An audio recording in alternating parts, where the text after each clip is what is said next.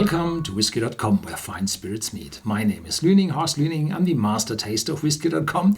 And today we have a very special whiskey here in my cask. It's not a Scotch. It's a international whiskey. It was produced in Scotland and was blended by Richard Patterson, the master blender of White and Mackay, Dalmore Jura. And he selected single malt whiskies, or better say malt whiskies, from distilleries in Scotland, then blended it together with a smaller amount of grain whiskey. And then he shipped that mixture to Spain, to a, bodega in Jerez, the sherry region of Spain, which they worked together for a long time now, González Buyers.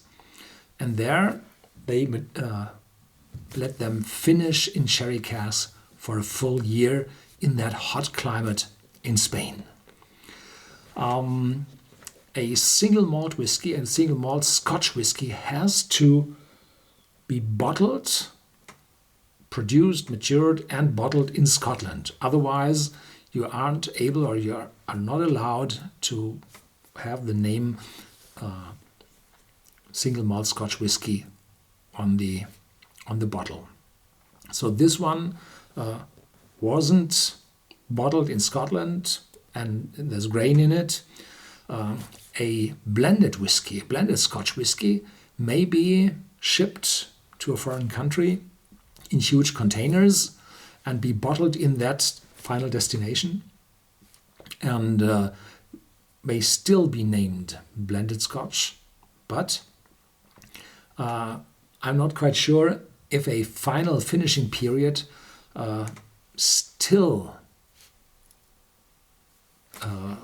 enables the producer to call it a blended Scotch. So because it's so different, they named it Outland Whisky, Nomad. Born in Scotland and raised in Jerez. A unique aging process beginning in Scotland and finishing in González Buyers PX Pedro Jimenez casks in Jerez makes the whiskey an authentic rarity with flavors of warm spices, raisins and honey. And here you see Scotland and a small dot and dashed line with narrow. From here it goes to Spain, to southern Spain. If you're aware of the European geography, then it has to go the other way. So this is marketing. I just got a D in geography. Yeah. It's 41.3% ABV, 0.7 liter bottle, priced in the low to mid 30s euros, dollars, pounds. And its bottle is distributed by González Buyers SA. Yeah. And here's a small leaflet on top of that. And in it, Outland Whisky. Yeah, you see the Scottish landscape.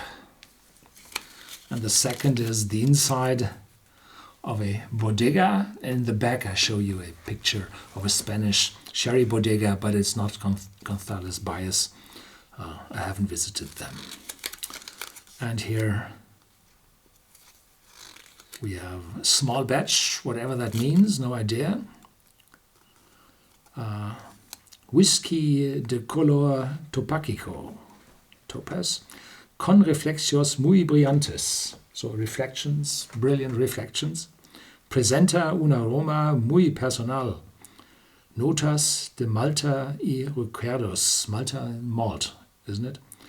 De Madeira y sherry debido a su maduración en botas de roble americano. Roble means cask, is rolling, robles. Roble americano, so American oak. Yeah.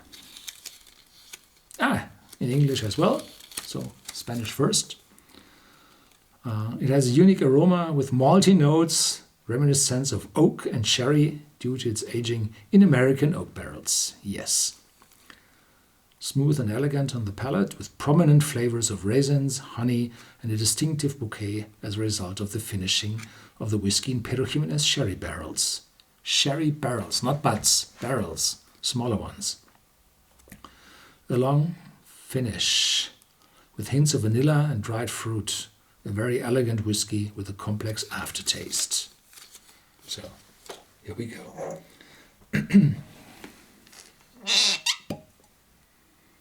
So this is, from my knowledge, the first whiskey finished in Spain. And Gonzalez Baez is always shipping casks to the Dalmore distillery, and I think Jura as well. So there are good connections between those two companies, and therefore would say, well, have the other way look around. I have no idea if the intention of that came from Spain or from Scotland, from Richard Patterson. No idea. The whiskey is approximately 9 years of age, as it was said, and has a small amount of grain whiskey in it. We'll see how much it is. There's a light smoky note in it. So probably there are whiskies from Jura. Heavily peated Jura is available.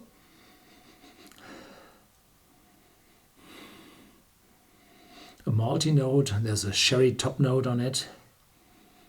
But Pedro Jimenez is very sweet. I'm not able to smell the sweetness. And beginning oak.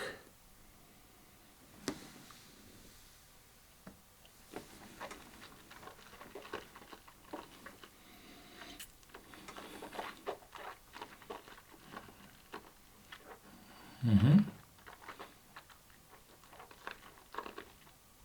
41.3 ABV, and it's intense for that low ABV. Full mouth filling, and there's this light honey sweetness in it, and a grain note which is a little oily, lingering. But I have to say it's no Scotch. There is, of course, you feel everything from a normal Scotch, but on top of that is a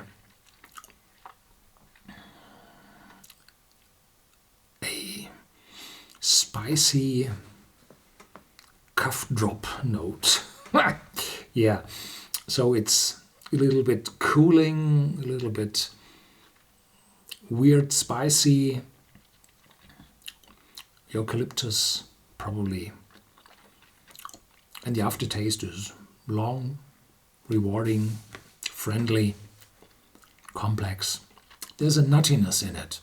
Typically, if you have a fresh sherry cask, open the bung, empty. Open the bung, smell on it, you typically have nuts in it. Hazelnut, walnut. Yeah, this aromatic note on top.